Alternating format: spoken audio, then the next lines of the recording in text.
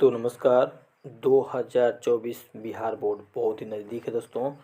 15 फरवरी को आपका हिंदी एग्ज़ाम पहले है। आइए मैं हिंदी का दोस्तों पेपर आपको सॉल्व कर रहा हूं। पहला पार्ट श्रम विभाजन और जाति प्रथा से है। चलिए पूरा देखिए दोस्तों पीडीएफ। चलिए हम लिए हुए हैं सब्जेक्टिव क्वेश्चन दोस्तों, लघुत्तरीय दीर्घोत्तरीय, ठीक है। चलिए हिंदी का पहला अध्याय है श्रम विभाजन और जाति प्रथा। लिखने वाले हैं डॉक्टर भीमराव अंबेडकर, जिनका जन्म 14 अप्रैल 1891 में हुआ था, ठीक है। चलिए शुरुआत करते हैं। पहला क्वेश्चन यहाँ पर है, लेखक आज के उद्योगों में गरीबी और उत्पीड़न से भी बड़ी समस्या किसे मानते हैं और क्यों।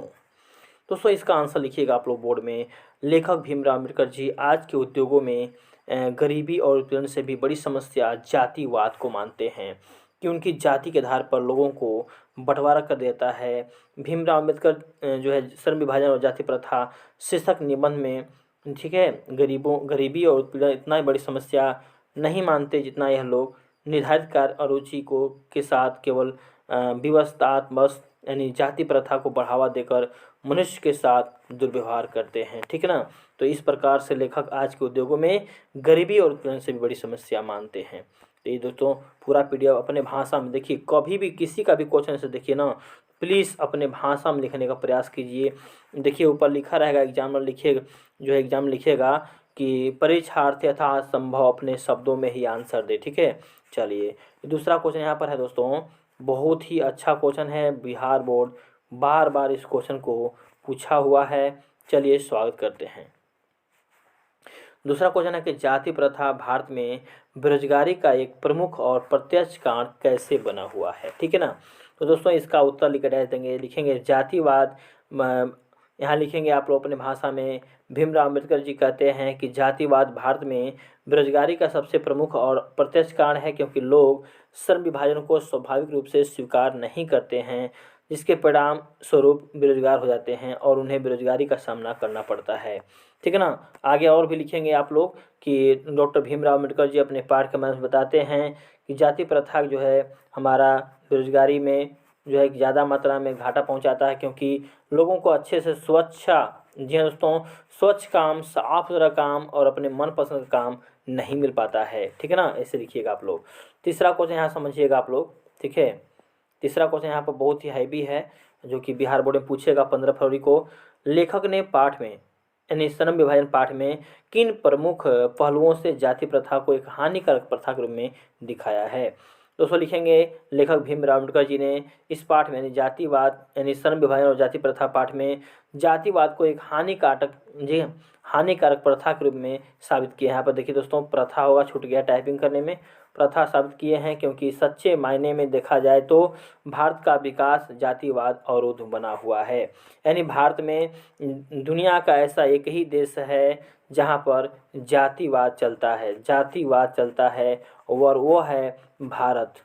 भारत में जातिवाद का बढ़ावा ज़्यादा है, ठीक है ना। चलिए चौथा क्वेश्चन ध्यान दीजिएगा बच्चों। बिहार बोर्ड के विद्यार्थी एकदम दबंग जैसा देखिए, सच्चे लोकतंत्र की स्थापना के लिए लेखक ने किन विशेषताओं को आवश्यक माना है। दोस्तों यहाँ पर लिखेंगे उत्तर में, सच्चे लोकतंत्र की स्थापना के लिए कवि, यहाँ पर देखिए लेखक लिखेंगे हम लोग भीमराव अम्बेडकर जी, निम्न बातों पर ध्यान दिए। पहला बात कौन सा, ध्यान दीजिएगा।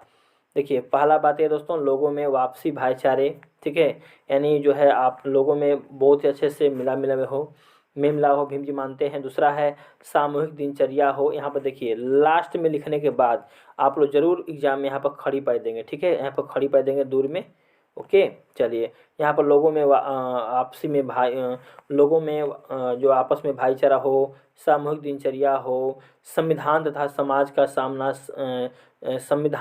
समाज का सम्मान करें, उसके बाद आपसी भाईचारे की भावना रखें, लोग अपने अनुभव का आदान प्रदान कर सके, ये सब अगर रहता है तो ये सच्चे लोकतंत्र की पहचान है, ठीक है। ये हमारे डॉक्टर भीमराव अम्बेडकर जी बताते हैं। चलिए यहाँ पर अगला सवाल पूछा गया आपसे, बिहार बोर्ड में पूछेगा, डिक्लेयर एकदम साफ साफ बता रहे हैं दोस्तों। देखिए जाति भारतीय समाज में श्रम विभाजन का स्वाभाविक रूप क्यों नहीं कही जा सकती।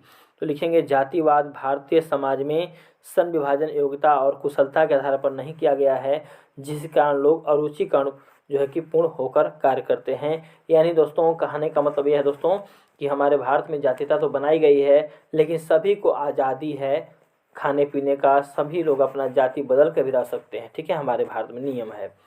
उसके बाद अगला सवाल यहाँ पर देखिए, एक अगला सवाल यहाँ पे पूछा गया है, लेखक किस विडंबना की बात करते हैं और विडंबना का स्वरूप क्या है।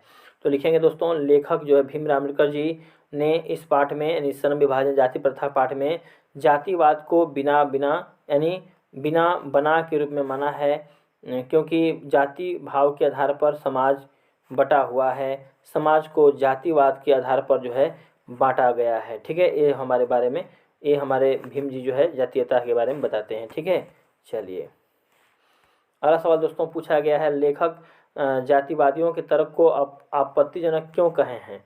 तो लिखेंगे दोस्तों, लेखक भीमराव अम्बेडकर जी ने जातिवाद के तर्क को आपत्तिजनक कहे हैं, क्योंकि जाति प्रथा में श्रम विभाजन के साथ साथ सामूहिक यानी श्रमिक विभाजन भी है। लेखक की दृष्टि में यही आपत्तिजनक स्थिति है। ये बारे में आप लोग अपने भाषा में लिख सकते हैं। अगला सवाल यहाँ पर पूछा गया है, लेखक के अनुसार यानी भीमराव अम्बेडकर के अनुसार आदर्श समाज में किस प्रकार की गतिशीलता होनी चाहिए। तो लेखक भीमराव अम्बेडकर जी के अनुसार किसी भी आदर्श समाज में इतनी गतिशीलता होनी चाहिए जिसमें कोई भी वांछित परिवर्तन समाज के एक छोर से दूसरे छोर तक संचारित हो सके। ऐसे समाज में बहुत से हितों में सबका भाग होना चाहिए, सबकी भलाई करनी चाहिए तथा उनकी रक्षा के लिए है ना सजग रहना चाहिए। इस बारे में लिखिएगा आप लोग।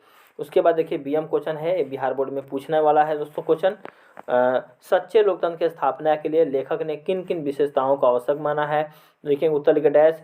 भीमराव अम्बेडकर जी ने श्रम विभाजन और जाति प्रथा शीर्षक निबंध लिखे हैं कि स्वतंत्रता, समानता और भ्रातृत्व यानी भाईचारे पर आधारित समाज ही सच्चा लोकतंत्र है। देखिए फिर से मैं बता दूं आप लोगों को, हमारे लेखक साहब साफ साफ बताते हैं कि भीमराव अम्बेडकर जी की समाज में स्वतंत्रता हो, समता हो, भाईचारा हो पर आधारित समाज ही सच्चे लोकतंत्र है।